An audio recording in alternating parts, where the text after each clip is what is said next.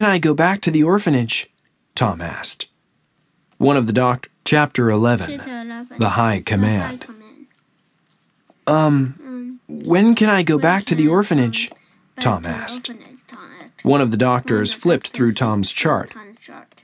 Well, as we were just explaining, he said, you are seriously injured. We'd like to keep you here overnight, at least. Out of the question, Mr. Flute said, shaking his head. We'd like to bring Tom back to the orphanage at once. Our staff nurses are the best in the state. I don't doubt it, one of the doctors said. But Tom is our patient, and we'd advise... Mr. Flute put up his hand to stop the doctor. It's not your decision, he said. We are the boy's guardians, and we will decide what care he gets. Tom sighed with relief. If you insist, then of course we will release him from our care, one doctor said.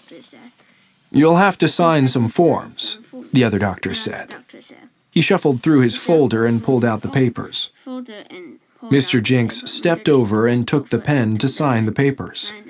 While he did, Mr. Flute put a firm hand on Tom's shoulder. Don't worry, he said, grinning at the boy. You'll be out of here in no time.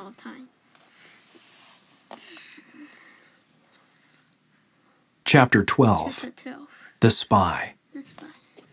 Soon, Tom sat in the back seat of the dark, tinted window station wagon. Soon, Tom sat in the back seat of the dark, tinted window station wagon. Beside him was Mr. Jinks. Mr. Flute drove. He guided the long car slowly out of the hospital parking lot. You've had quite a day, Mr. Flute said. He looked at Tom in the rearview mirror and smiled. The black station wagon rolled down Main Street toward the center of Raven's Pass. Tom looked out the window at the earthlings on the sidewalks. As always, they stopped to watch the mysterious car pass. None of the earthlings had any idea of what was coming from beyond the solar system. But it all ended okay, Tom said. Mr. Jinks sneezed. Mr. Flute laughed. It certainly did, he said. It ended quite well indeed. And now our mission can go on as planned. Tom blinked. Hey, he said. Does that mean you've caught the spy? That means you've caught the spy. Mr. Jinks sighed. Mr. Flute nodded happily. We certainly did, he said. Tom sat back and relaxed. I knew you two would take care of everything, he said. Mr. Flute guided the car gently off Main Street, but rather than turning right toward the orphanage, he turned left. Are we going to the highway? Tom asked. He leaned forward. Mr. Jinks put his hand on Tom's shoulder and pulled him back. Please, sit back, Mr. Flute said. Yes, we're going to the highway. You're to meet with the High Command at once. They have a landing party in a field about an hour north of here. The High Command? Tom said. He looked at Mr. Jinks, then at Mr. Flute in the rearview mirror. Because of my accident?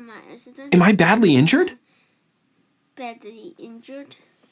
Injured? Mr. Flute said. He giggled. Well, you saw the x-rays. Tom chuckled. Oh, but those weren't my x-rays, he said. You switched them, so the doctors wouldn't know who really was. Mr. Jinks coughed. Mr. Flute grinned. We did no such thing, he said.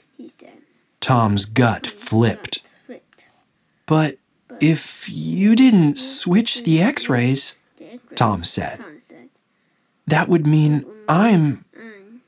Exactly, Mr. Flute said. An earthling. You are the spy.